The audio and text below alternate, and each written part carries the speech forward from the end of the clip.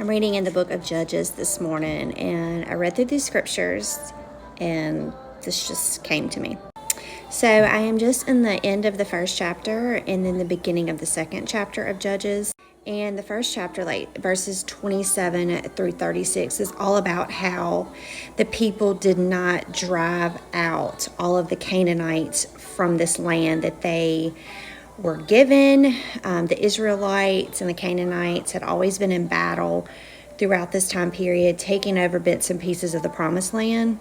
And verses 27 through 36 really stress how different parts of this area, like it kept saying they did not drive out the Canaanites. And I was like, okay, this has to be important. And so, of course, the Canaanites worshipped false gods. But then when you start in chapter 2, and God is like calling them out, like, why I brought you out of Egypt and led you into the land I swore to give your ancestors, yet you have disobeyed me. God says, it says, I will never break my covenant with you, and you shall not make a covenant with the people of this land, but you shall break down their altars, yet you have disobeyed me. So basically, they were just letting these altars coexist in this land. And this is the verse that really, really clicked. This is the end of verse 3. It says, they will become traps for you, and their gods will become snares to you. And I could not help but think that this is what we do in our own life. As a Christian, we want so much to follow Him, to just be righteous and to get rid of all the sin in our life.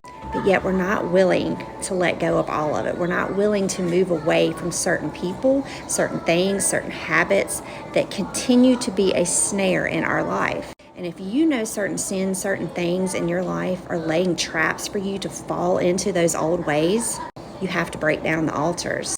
You have to remove them from your life. And this often requires some major obedience, because we know that God says He is not going to tempt you, but this world is going to tempt you time and time again. And God offers us a way to get away from those temptations. So I encourage you today to pray for God to help you remove those snares from your life.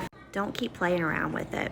We are in serious times where we need to be walking in the Spirit, following the Lord, letting go, and breaking free of those chains of sin.